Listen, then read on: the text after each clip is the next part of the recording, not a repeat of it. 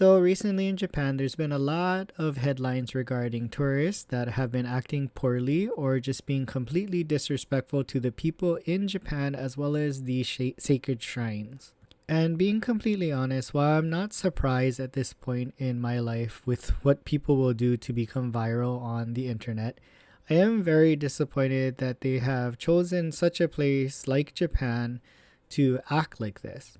And please don't get me wrong, I don't condone it in any way, nor would I ever support it. It's just really upsetting to see a place that is generally practicing, respect, patience, understanding, and politeness on a day to day basis.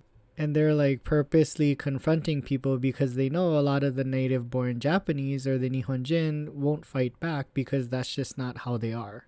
When I see these kind of headlines or I see videos of stuff like this, it's really upsetting because the people that I've met in Japan that were born here or have been here for a really long time are truly amazing and they don't deserve to be treated in any other way other than respected. And another thing, I don't know if people are aware of this or if it's just they are aware, they just don't care, but a lot of the places that you go to are actually temples and shrines. And while you're posing for selfies and all that kind of stuff might be very important for your memory of your trip, which, I agree, you have to do it with respect. And while honestly, I don't think tourism will ever be banned in any country for the most part because it generates too much revenue for that country, I think I would support greater restrictions or harder restrictions for people to enter Japan. There are a bunch of places that can enter here without a visa, and I understand the short-term visa situation, so I get it. But based off of what I've seen, at what point or another is the Japanese government gonna say, okay, everyone just needs a visa?